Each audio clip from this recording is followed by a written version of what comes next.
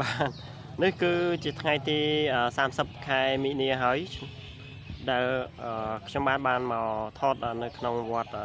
ខាងមុខវត្តពោធិហន្ជ័យលើបាទគឺជាច្រើនថ្ងៃមកហើយបាទតែមិនបានមកថតទេព្រោះឥឡូវនេះរវល់ខ្លាំងណាស់បាទគឺការងារក៏រវល់បាទដោយសារតែចុងខែបាទរវល់ការងារទៅមានបុណ្យការច្រើនបាទដល់ពេលអញ្ចឹងការថតហ្នឹងក៏មានដូចថាអសកម្មភាពដែរតែថ្ងៃនេះបាទក៏រវល់ដែរបាទថ្ងៃនេះបើមិនបានឆ្លៀតមកទេគឺមិនបានថតទេបាទតោះតែឆ្លៀតមកមួយផ្លែតបាទហើយអាប់ឡូតចូលវីដេអូបាទចែកជូនពុកម៉ែបងប្អូនបានទស្សនាបន្ថែមទៀតបាទហើយបើចំណូលពីអីការថតអីនោះគឺវាមិនបានអីក្រាស់ក្រែលទេតែឧទាហរណ៍ថាមួយខែជួនកាលបាន30រៀលអីបាទបានរួចថ្លៃសាំងឡានដែលជិះមកទេបាទដោយសារតែខែនេះក្តៅបាទអញ្ចឹងទៅណាមកណាហ្នឹងត្រូវជិះឡានមកបាទដល់ពេលអញ្ចឹងប៉ុន្តែដោយសារតែមានពុកម៉ែបងប្អូនមកចេះតែខមមិនចង់ឃើញឲ្យជួយថតទៅបាទចេះតែមកថតទៅបាទហើយណាមួយដូចថានៅចិត្តផ្ទះដែរបាទអញ្ចឹងក៏ចេះតែឆ្លៀតពេលមកបាទឥឡូវនេះគ្រួសារគាត់មានផ្ទៃពោះទៀតបាទអញ្ចឹងក៏មិនអាចទេបាទលោកគ្រូកវល់ការងារហើយបាទល្ងាចឡើងត្រូវបោកក្អាវទៀតអូឥឡូវនេះគ្រាន់តែរៀបរាប់អំពីការរវល់របស់អេមីនតែប៉ុណ្ណេះទេបាទឥឡូវនេះសូមរៀបរាប់អំពីទូករបស់វត្តពោធិហន្ជ័យលើនឹងបន្ថែមទៀតបាទនេះគឺការត្រៀមនឹងបើកសាច់មៀននេះបាទគឺមហានិជោនេះគឺគេធ្វើពីគ្រឿងតែម្ដងបាទតែមួយគឺបានបើកសាច់មៀនរួចហើយបាទនៅខាងនោះបាទអញ្ចឹងគឺ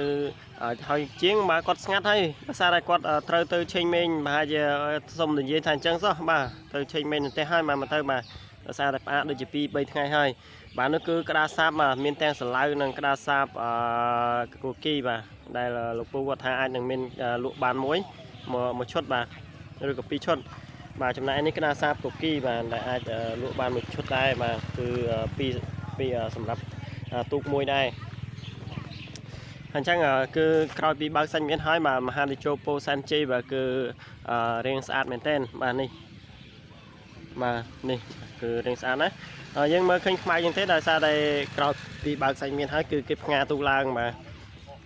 ផ្ងាទូកឡើងអញ្ចឹងគេមិនទាន់ខាត់ទេបាទនៅពេលដែលយើងគេខាត់ទៅវាមានចេញពណ៌ស្អាតខ្លាំងណាស់បាទមិនមែនខ្មៅអ៊ូនចឹងទេបាទអញ្ចឹងធម្មតាតែអ្វីដែលយើងបានឆ្អើអាំងជាភ្លើងហ្នឹងគឺវាតែងតែខ្មៅអ៊ូនចឹងហើយបាទជាធម្មតាទេបាទតោះតែជាងគាត់រំលេងខាត់អីដាក់កង់បាតកង់យួយទៅបាទចេញជារៀងទូកមកបាទអែមហើយបាទដោយសារតែទូកនេះបាទគឺជាងបានគាត់លងអីហើយកាត់ជាចេញជារៀងមកសាច់ទូកស្អាតតែម្ដងបាទមើលតែកន្សៃខាងក្រោយនោះក៏ដឹងដែរបាទគឺស្អាតខ្លាំងណាស់បាទទូកនេះបាទអញ្ចឹងសូមបញ្ជាក់ម្ដងទៀតបាទនេះគឺការធ្វើទូកមហានិជោពោធិសែនជ័យបាទស្ថិតនៅវត្តពោធិហន្ជ័យលើបាទអញ្ចឹងគឺរួចរាល់បើកសាច់មានហើយ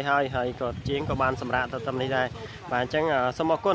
ណពុកម៉ែបងប្អូនដែលតែងតែតាមដានទស្សនាវីដេអូរបស់អេដមីនរហូតមកបាទនៅពេលនេះបាទអេដមីនបានធ្វើវីដេអូវែងបានធម្មតាហើយ